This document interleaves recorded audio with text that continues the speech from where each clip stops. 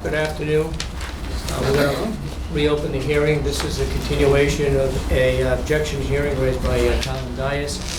The last time we met, we had asked the parties to provide additional information, additional evidence. Looking at the agenda, the first item on the agenda is citizen input. If anyone has signed up, we're just going to ask you to please keep your comments to 3 minutes. In addition to that, there's a difference between comments and testimony.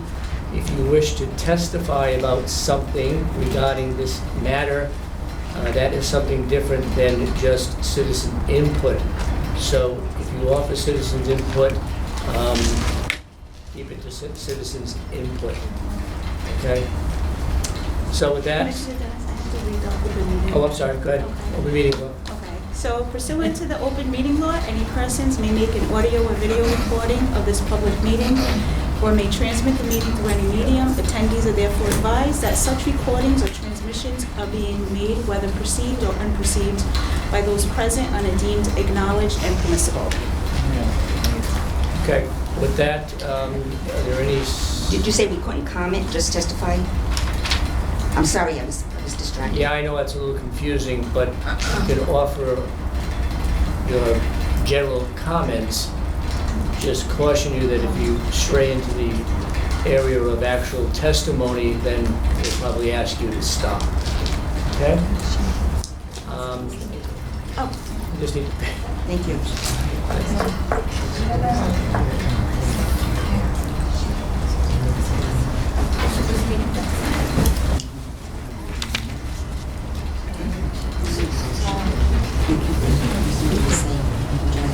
We apologize in advance if I get anybody's name incorrectly. There is a Lori and Mike DeShame, so I assume this is two different people.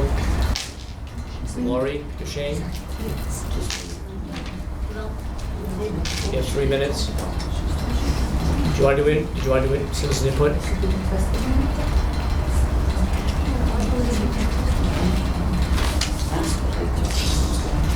I'm not sure now what I can say and what I can't say. Basically, Well, I the only came... guidance I would give you is think if sort of if you went to the city council meeting and you did citizen input at a city council meeting. Oh, I don't think you should use that for example. Basically, I just came down because I had heard that there were people who were being accused of forgeries and illegible signatures, and my name happened to be included in that. And I think that this is a great waste of everybody's time and energy to try to...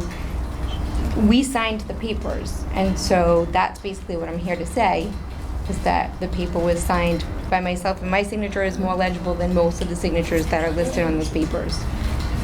So I don't understand why it would have even been questioned. Okay. And if I signed the paper because I feel that's the best person for the job. Okay. All right. Thank you. You're welcome. Is it Mike DeShane? You're all set? They can testify too.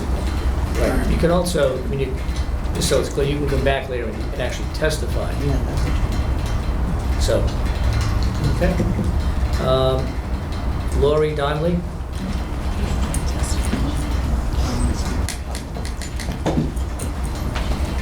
Your name and address for the record, Lori. Okay. Lori Donnelly, 542 Monhope Avenue. Basically, I'm coming down here. I think this is terrible, the way this is being done. I was accused of signing people's names. I'm the one who got the paper done. My question to you is, do I need a lawyer? Because I'm being accused of something that I didn't do. All I can tell you, this is just for citizen input, and the commission can't advise you as to whether or not you should be represented by an attorney or not. Okay. We'll listen to your comments, but that's all we can do. I mean, I just think it's ridiculous. We go out there, we get the signatures. Why would anybody want to fraud anybody's signature? I've done this before. 3 years ago, and I just think attacking people doing this, I mean, Michelle's run before, she's come close to winning. Why would anybody want to forge a signature to get her in? She's got the same amount that she had before, if not Well, more. that'll all come out in the hearing. You can testify as part of the hearing. All You're right. kind of double dipping in a way by having citizen input and then giving people the opportunity, if Mr. Dias or anybody else brings their name up, to say, oh no, look, that line 3, that's my signature, I signed it, Right. or not. But because of the open meeting law, we have to open it, the meetings first to citizen input. So you'll have a chance, everybody will have a chance to say whatever's relevant throughout the course of the hearing. Okay, I'm done. Thanks. Scott Donnelly? I'll wait till testify. Susan Matthias? Just provide us with your address, Ms. Matthias. 99 Broad Street.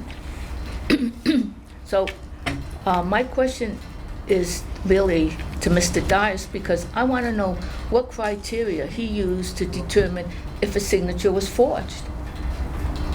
Because I have a name on my form that he's accusing this person of forging their signature. Now, I have an affidavit here saying absolutely not. So what criteria? Did he just go down a list? That's, again, I think as we just mentioned, that kind of information will come out during the hearing. Okay. All right, thank you. Probably a long hearing. John Costa? Yes. You have your address, Mr. Costa, please? The record. John Costa, 5 Ida Lane. I was accused of my name being somebody else signed on it. I signed that paper. Again, that's testimonial, but I appreciate it. Did you have anything You else? have to stick around to testify when we get to the Yeah, hearing. okay. Yeah. I believe the last name, and I apologize, I can't, but is it Richard Barlow? Mr. Barlow, just your address for the record, please. Richard Barlow, 50 Anderson Street. Of course, I'm here for the same reason. My name was on the thing, along with my mother-in-law's. But the main reason I'm here is, this isn't the first time this individual has attacked Miss Dion for numerous things. False information on Facebook posts. This goes back a while ago, and this is just another attack. If you go back and look at mostly every single one of those names that he picked out are all individuals who were involved of the first recall of his uncle. And it's a retaliation to each and every one of them. So I don't know why we're even wasting tax dollars money for childish games. But I'll come back up to testify about my name and my mother-in-law's name as a witness. Thank you. Thank you.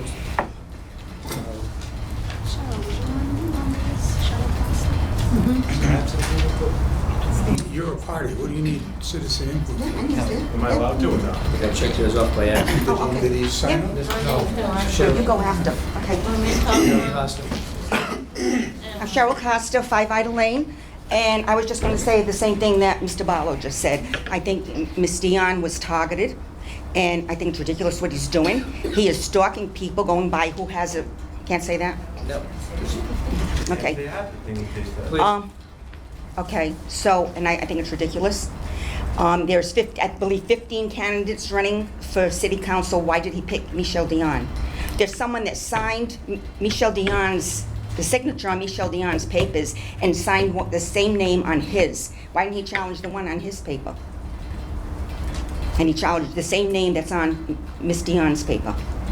So that's what I have to say, and I will testify after. Okay? Thank you. Thank you.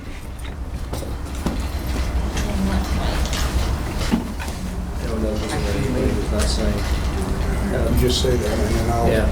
I'll summarize where we are. Unfortunately, the process is that if you haven't signed the paper requesting citizens' input, then it wouldn't be fair. So, Can I say? I forgot to put her name. no, it's okay. We've already heard from you. I forgot her name. I'm sorry. I forgot to put Kimry's name. Oh, we don't have to sign for the hearing? You do, No. if you're not on the sheet. Okay, so Citizen can I sign input. another name? This is Not citizen now. input. The Not the hearing is hearing. citizen- Okay. This is All right, citizen thank you. input, okay? Thank you. Okay. We can go ahead and proceed to the hearing.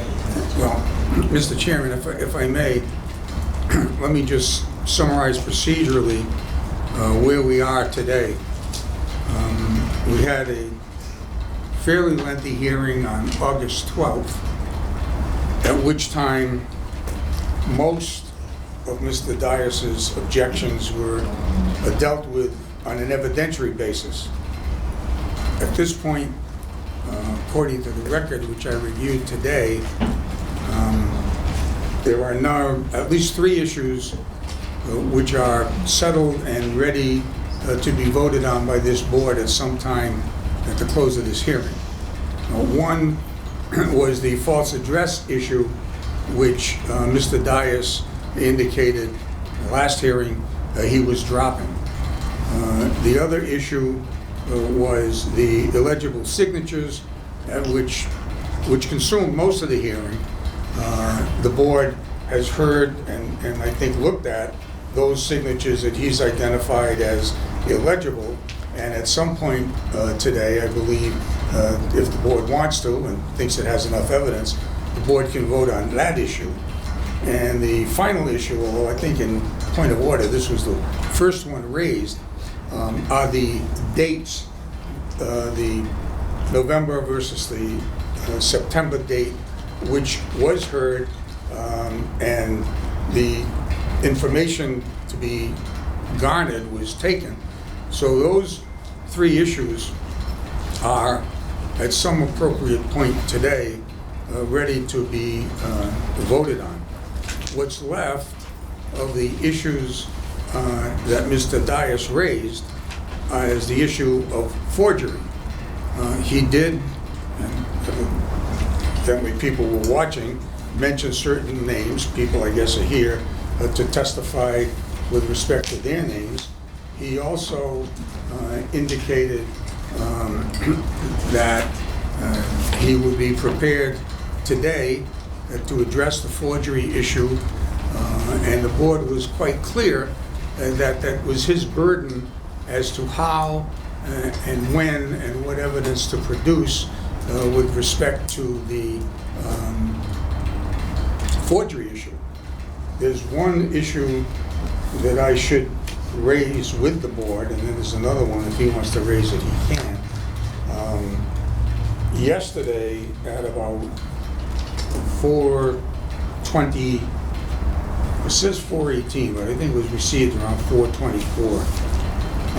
Mr. Dias sent an email to the Board of Election indicating that under Massachusetts General Law 55B, Section 7, the board may summons witnesses, administer oaths, and require the production of books, records, and papers in regards to any objection filed.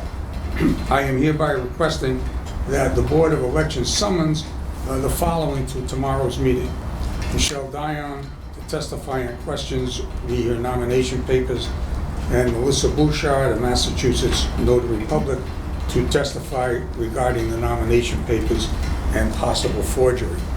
I didn't even see that until this morning, but when I did get in, I wrote Mr.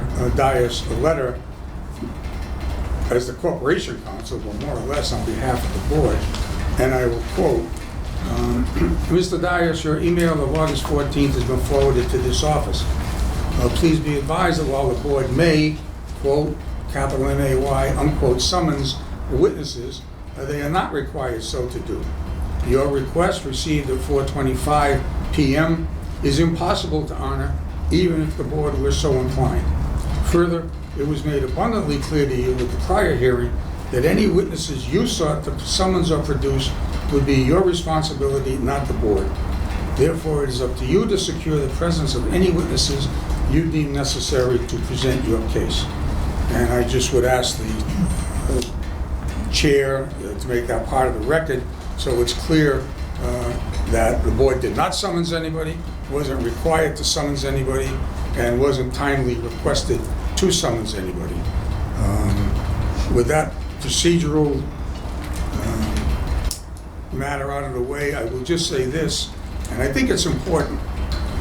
I understand, and I'm speaking editorially, kind of as the Corporation Counsel, I understand that most people here probably have other things to do than be here. However, we have a statute, we have a statutory scheme. Mr. Dias is perfectly entitled to exercise his rights as he understands them under the statutory scheme. And Ms. Diane is perfectly entitled to defend her rights under the statutory scheme. And the board, frankly, is simply duty-bound to conduct a fair and open hearing and then make a reasoned judgment on what they've heard. So I understand that it might be frustration on both sides with the process, but that's the process, you know.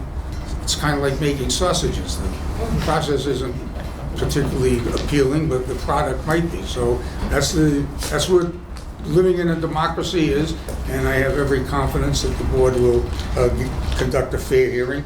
And other than reeling on procedure, Mr. Dennis, you can open the rest of the hearing. So what we'll do is we'll ask through Mr. Dias, will go first, and then if there's any other, Ms. go next. Shall I say my name for the record? Address? Yes, you should. You know your statement. Colin Dias, 560 Ray Street. Before we start, I just want to say there are certain rules for citizens' input, and the comments that were made about a recall that was 4 years ago should not have been allowed to be said during said recall. And I'm a little offended that was allowed to be said, but that's besides the point. Today we are revisiting the 3 avenues.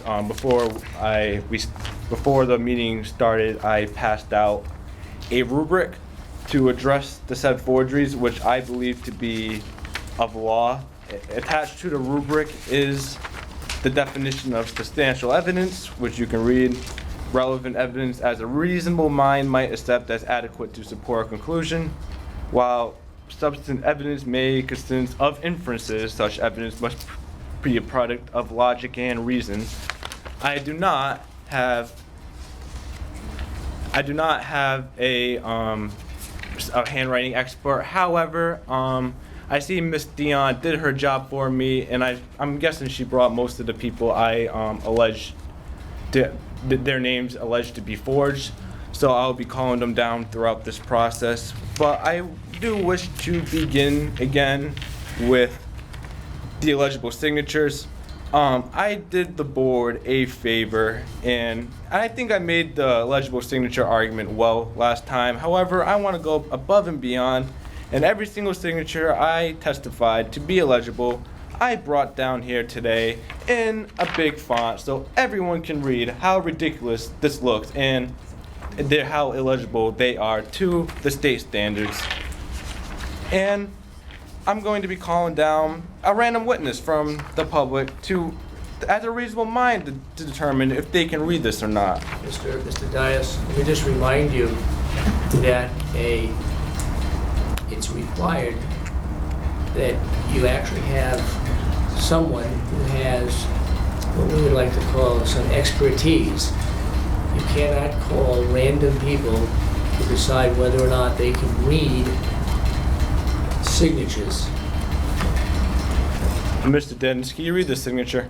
This isn't a discussion, Mr. Dias. I'm just telling you what the process is. It's not a discussion.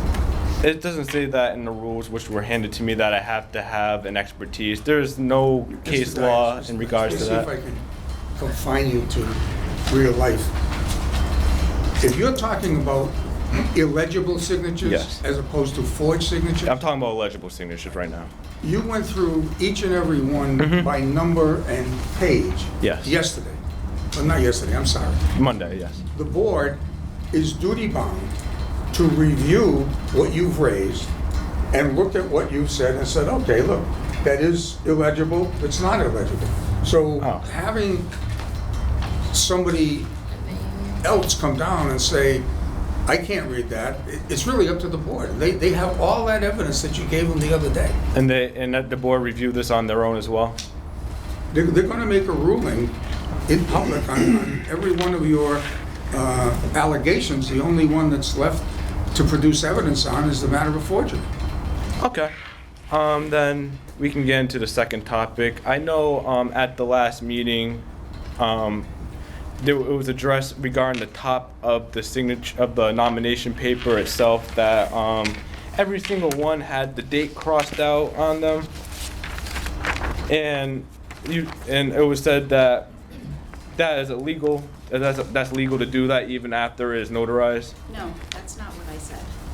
Could you clarify? Michelle Dion and Michelle Tazaneri sent you the email of what the clarification was, and that's exactly what I asked.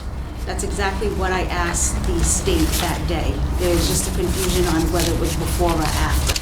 When we receive a bid, everything is the way it is, and we can accept that, and that's what Michelle had stated. Right, and I also spoke with the secretary, with the attorney, and they said it's acceptable. However, they do not govern local law in regards to local nomination papers, and they are subject to challenge to make sure they are 100% legit. And that being said, I wish to call down Michelle Dion right now to testify on when she crossed out the date on these nomination papers. We had covered that, but it's up to the board. Well, that's the one that's after the deadline. Yeah, this was after the deadline. I don't see any need to now have Michelle Dion come down. This is a settled issue. This is repetitious. We've been over this before. I think we'd like to try to at least confine our discussion, at least your presentation, on fraudulent signatures. These are issues that we spoke about at sort of great length the last hearing. So could you just draw your attention to the fraudulent signature issue? Very well. I passed out the board before this meeting, a rubric, which I believe to warrant, if the signatures warrant, to substantial evidence that they are indeed forged, and we can also call down witnesses while I will go over the signatures again. I'm guessing most of the individuals on this list, which I deemed to be forged yesterday, are here, and then I'll just recall the names, and they're here, wish to testify, and then they definitely can. And I would, but the rubric says, and this is where then someone asked before during citizens input, where I decided a forged signature would be forged. I personally don't even know any of the names which I deemed to be forged. I don't know if they're a part of the recall or not, which was stated before, so that was a ridiculous comment that individual made. It doesn't surprise me though, but Mr. Dias, we just keep focused on the issue, which is the fraudulent signatures, and not editorialize this. Sure. The rubric states, does the alleged forged signature contain any of the following? I wish when I go over these signatures again, the board focus on it. Does the alleged forged signature contain the same handwriting style, font, and size as a signature above or near it? 2, is the alleged signature near one of a family member, close friend, or a neighbor? And 3, does the address on the same line of an alleged forged signature contain the same handwriting style, font, and size as the one above it? And I believe there would be substantial evidence if 2 of the 3 of these are true, that a reasonable mind would deem such an alleged forged signature to be forged. Such signature would then be deemed invalid. And that being said, I'm ready to go over these forged signatures again. Can I just ask one quick question? And this is the librarian me coming out. Where did you find these? Find what? These 3. Like, where did you go online? This was how I based my objection to them being forged. I believe my opinion that a reasonable mind would deem that if a signature contains the same handwriting style, size, and font as the signature above or near it, or is one of a family member, close friend, or neighbor, and or has the same address line of an alleged forged signature, has the same handwriting style or font or size as the one above it. I believe if 2 of those 3 of those are correct, then there would be a reasonable person can determine that such a alleged forged signature can be reasonably deemed forged. Can I ask you a question? Do you have any expertise in handwriting analysis at all? handwriting analysis is no. No. Okay, can we? Well, Is your answer yes? I have an A+ in English, if that counts. No, that doesn't count today. I think, High school, Mr. Dias. I think we need to proceed. The board will decide whether or not.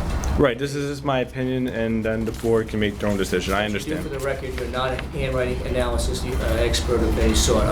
No, I will say I did speak to an attorney before I wrote this, but I'll go into the forged signatures, the alleged forged.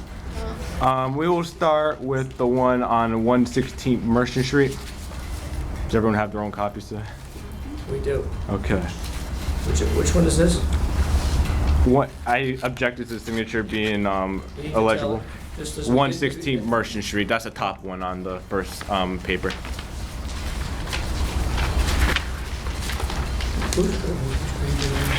Who's the first signature on the page you're referencing? I objected to it, it's a bunch of scribbles. It's How about the 116 second? Merchant Street, that's the first address Is that on it. legible or forged? Illegible. We're discussing. We're the discussing All right, fraudulent signatures. I understand, but I can't tell you the first signature on it because I can't read it. Okay. Is the address 5 Eider Lane? The address is 116 Merchant Street.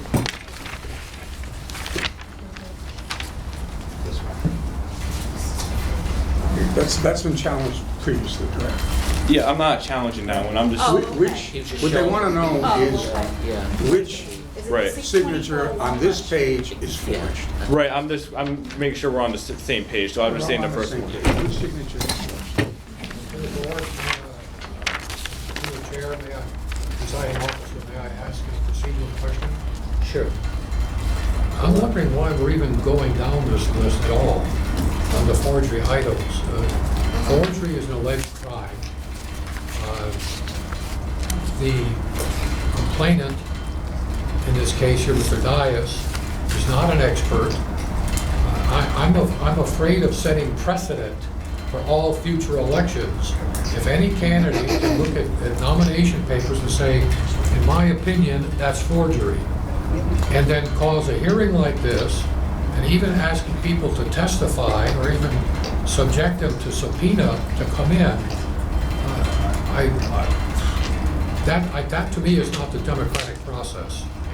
And I'm just wondering, why are we even looking at alleged forgeries when there is no expert testimony before us that these are forgeries? It's just an opinion, and we're going to be asking people to subject themselves to testify yes or no, I didn't. That to me is a fishing expedition, and I am personally much opposed to setting a precedent for fishing expeditions in the election process. Is there a way that we could possibly answer that? Yeah, it's called due process.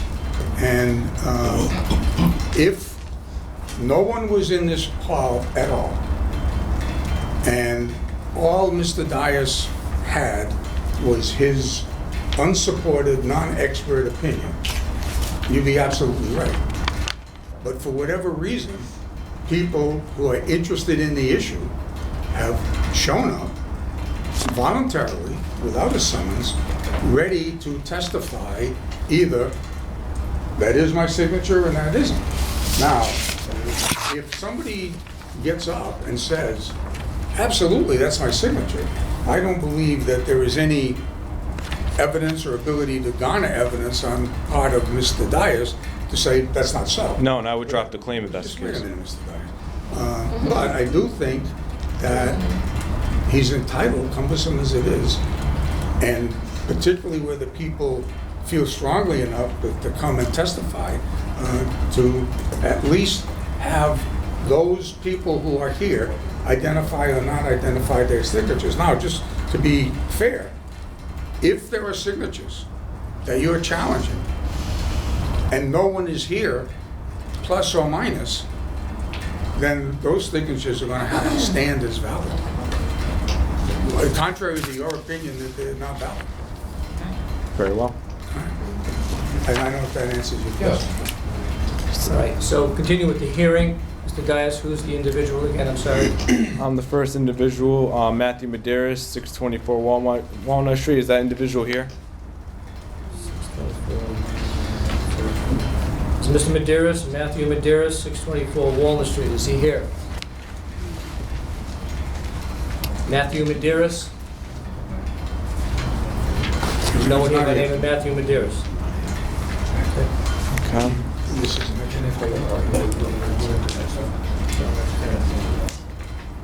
Second name, Rui Olivan, R-U-Y, last name Olivan, A-L, or Lemon, A-L-M. It's okay, Mr. Dias, you don't have to spell it.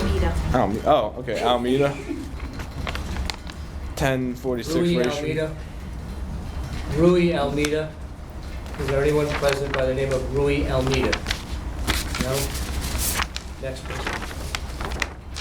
That'll be all on that page. The next page will be the first name on the first page is, the first address is 301 Brittle Way.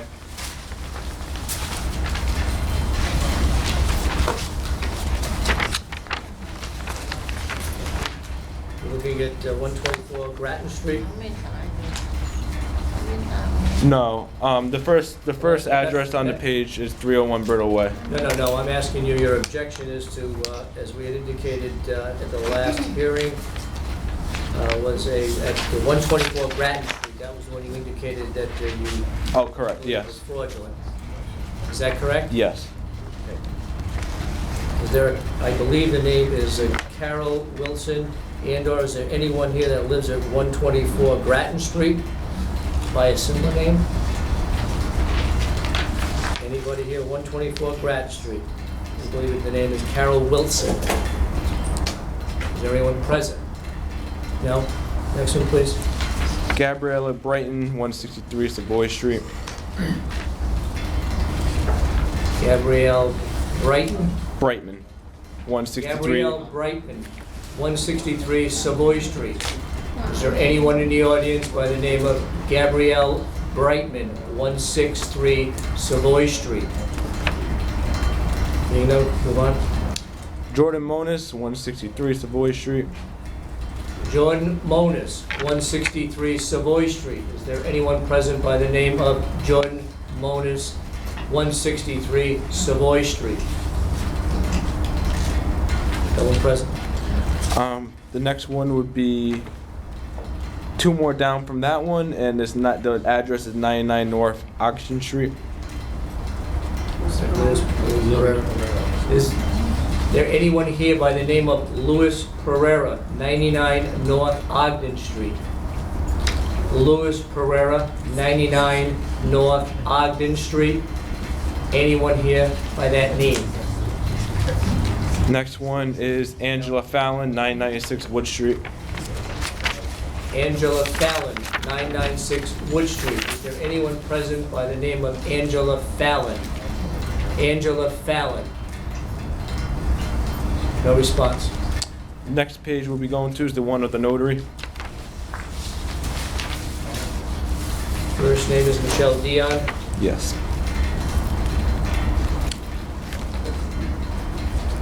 The first one would be 4 down, Michael Duham.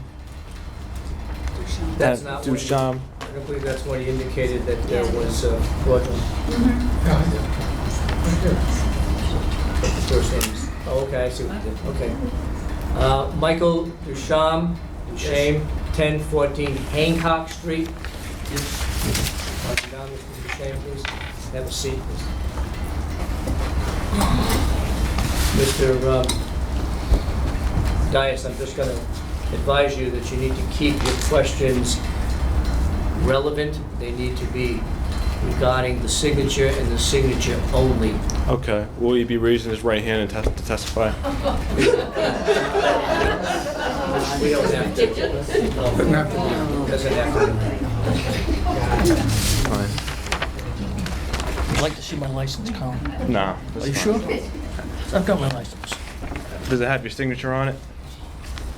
Just show him the signature and ask him if it's his. Sure. Did anyone sign the signature for you? No, No? my signature is right here. You signed that yourself? I signed that myself. Okay. Yeah. I see. All right, I'm willing to drop it. Thank you. Thank you, Mr. Deschamps. Thank you. Thank you for coming down. No problem. The only other one I see, Mr. Dias, would be the last one on that page, is that correct? No. No, is there another one? Oh, I'm sorry, there is another one. Caitlin Fallon, 70 Brown Street. Is there a Caitlin Fallon, 70 Brown Street? Caitlin Fallon, 70 Brown Street. No response? And the next one would be the last one on that page, like you said. Maria Barboza, 296 Atlantic Boulevard. Is that the one? Yes. Maria Barboza, 296 Atlantic Boulevard. Is there anyone here by that name? Maria Barboza, 296 Atlantic Boulevard. No response? So the next page we'll be going to Stop starts. there for a second, just as a point of order. Mr. Deschamps just testified in that citizen input. It was his wife you mentioned. Do you want to ask her if that's her signature? I never objected to her signature. Oh, you're fine with her? Yeah. All right, okay. No, he said mine. No, it's okay. Okay. We're just trying to keep a little order. Next sheet.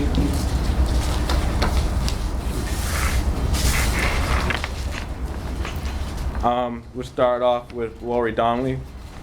That's the first. And I never objected to her signature. I know this individual said I did. I never objected to her signature. So the first one I'm objecting would be the one right below Scott Donnelly. Is Scott Donnelly here? I'll ask her. Is there anybody by the name of Scott Donnelly, 542 Mount Hope Avenue? Right there. Mr. Donnelly, have a seat. Thank you. Colin, I got a question for you. No, I'm a Mr. little, Donnelly. little curious about. So it's a statement that he made earlier today. It's Mr. Dias' opportunity to ask you questions about your signature and Go your ahead. signature only. Did anyone sign that signature for you, or was that your own signature? That's my signature. No one signed it for you? No one signed it for me. Okay, dropping it. Thank you, Mr. Donnelly. Next, please. Would be Donna Barboza, 551 Mount Hope Avenue. Is this- Donna Barboza, 551 Mount Hope Avenue. She's on vacation, I'm watching her Okay. back for her. Okay, thank you for that. Donna Barboza, 551 Mount Hope Avenue. No response. Next sheet, please, Mr. Dias. The first name on this is Susan Matthias, 99 Broad Street. The first one I'm objecting to is it's 12 down from the top, 243 Front Street. Mary Louise Mancini. Is that correct? Yes. Mary Louise Mancini, Okay. 243 French Street. Mary Louise Mancini. Mary Louise Mancini is unable to attend today because of a previous commitment. However, she did write a statement, which I would like to, You can offer it, okay. whether or not we accept it or not. We'll give it to Jayla.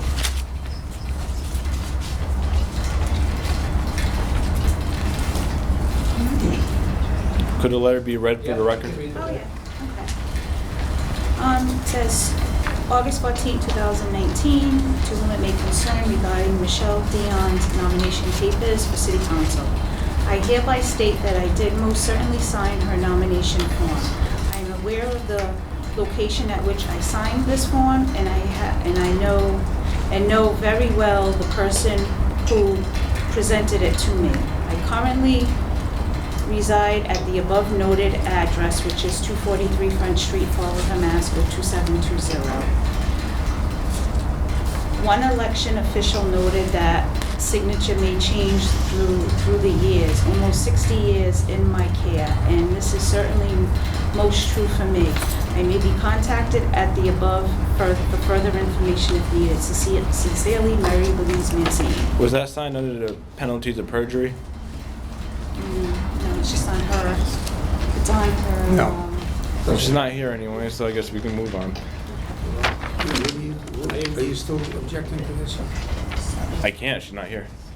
Right, so We'll move on. stipulate that that signature's okay. With Yes. lack of evidence, yes. The next one we'll be going to, the first name is Darlene Almeida. Okay.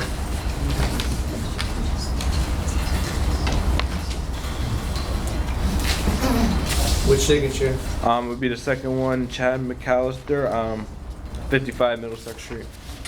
Sir Chad McAllister, 55 Middlesex Street. Present. Chad McAllister, 55 Middlesex Street. No response. Next one, Joseph Garvin Jr., 3565 North Main Street. Joseph Garvin Jr., 3565 North Main Street. Is there a Joseph Garvin in the audience? Joseph Garvin? No response. Next, please. The next page starts with Catherine Botello. And the only one I alleged to be forged is on the back side of that one, and it's 1, 2, 3, 5 up from the bottom, and it's 81 Lafayette Street. Patricia Pacheco?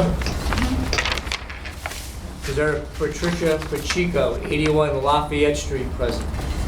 Patricia Pacheco, 81 Lafayette Street. No response. The next one starts with Cheryl Costa. However, I'll be dropping the second one from Cheryl Costa before we begin. Indicate which name that is. Shimmy Costa, I'll be dropping that one. Cynthia Costa? Shimmery, I'll be Oh, I'm dropping that sorry, one. I'm sorry. Shimmery? Yeah. Dropping that? Shimmery. Kimmery. Thank you. Next, please. John Costa, 5 Ida Lane. That's me. Mr. Costa, can you come down and have a seat, please?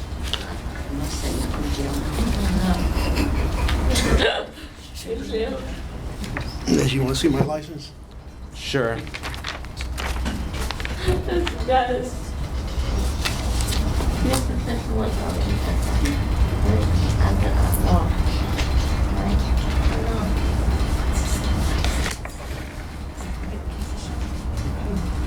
It's my signature on that paper.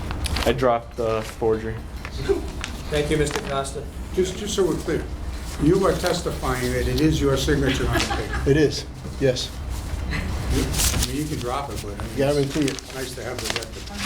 Before we begin the hearing, I need to take a 2-minute break.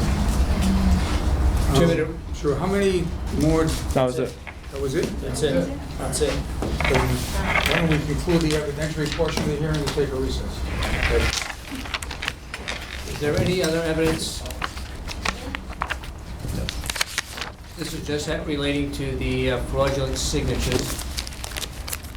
None? We'll have a 5-minute recess, please.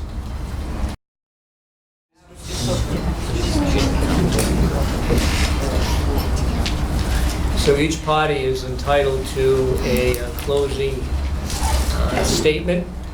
I want to ask you to please keep it relevant, keep it on the issues that were discussed today. No personal comments, that sort of thing. The only purpose for closing arguments is to sum up whatever your evidence is, whatever your arguments were during the hearing, and it should be confined to that. If it's not, I'll ask you to stop. Mr. Dias, kindly keep it brief, please. It's just a summary. I just first want to thank everyone who came to testify. I know everyone in this room has a busy life, job, family, and we may agree or disagree on certain things, but I do want to say thank you for testifying to my concerns, whether or not the outcome is what I wish. And I hope the board definitely looks at the illegible signatures. The law itself is clear.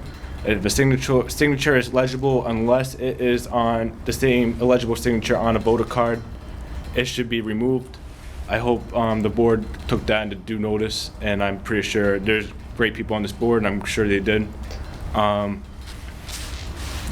going back to the testimony, I personally believe that individuals who testified should have done it under oath, because it's very easy just to come down here and maybe say a lie, say something when you're not under oath. There's not as much as pressure, and the board does have the authority to issue an oath to have individuals testify.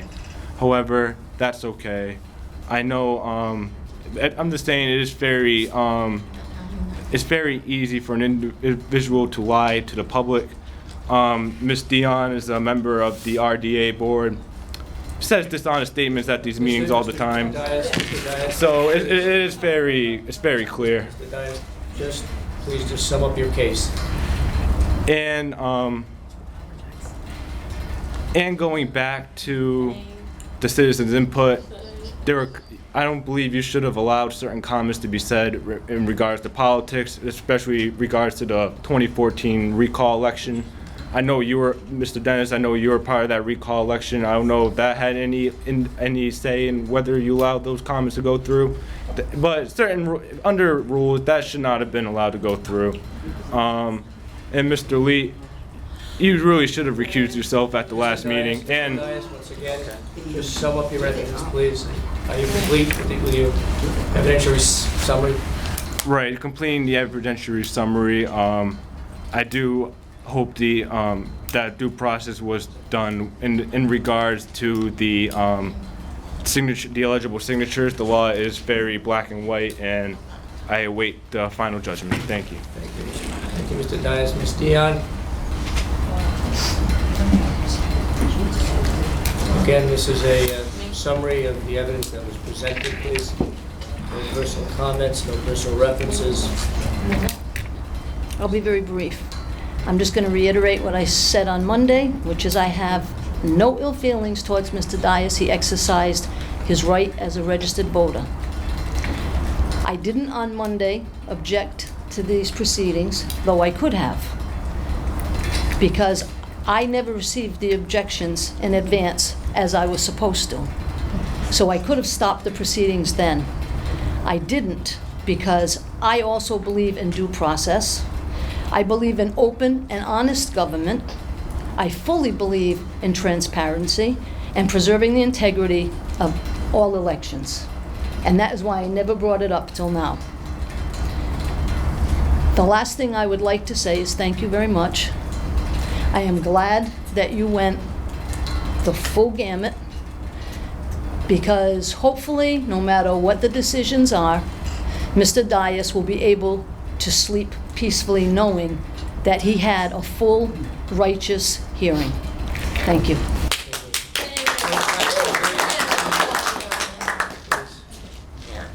Thank you both very much. So this, at least it concludes the evidentiary part of the hearing. There's some summations. All that's left really for the board now is to address the issues that were presented to the board. It's my understanding, and corporate counsel can correct me if I'm not correct.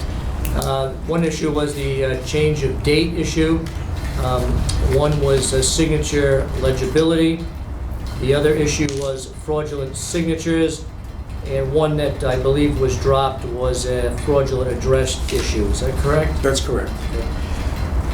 My suggestion, unless the other board members have any other, would object, would be to take these issues one by one and we can vote on them. Any objections? No. Is that fine?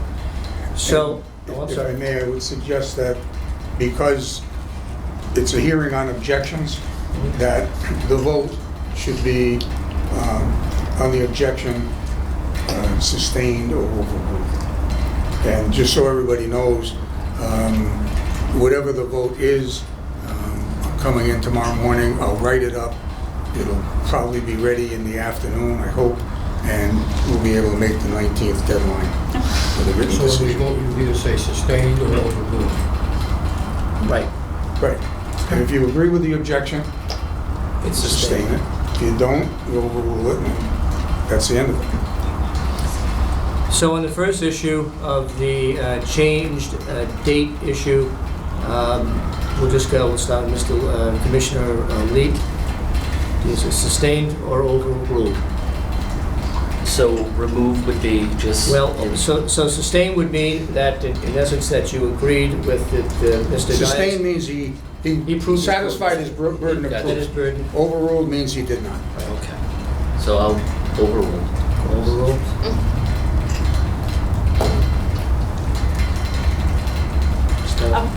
Overruled. Overruled. Overruled. Four overruled, for the record. The objection is overruled. On the second issue, signature legibility. Mr. Lee, Commissioner Lee, Overruled. Commissioner Kelly. Overruled. I'm sorry, Commissioner. Is it young? Mr. Gagnon. Overruled. Overruled. Overruled. The objection is overruled. On the issue of fraudulent signatures, Mr. Commissioner Lee, Overruled. Commissioner Kelly, Overruled. Commissioner Gagnon, Overruled. overruled. Final issue, the false address, Commissioner Lee, Overruled. Commissioner Kelly, Overruled. Commissioner Gagnon, Overruled. overruled.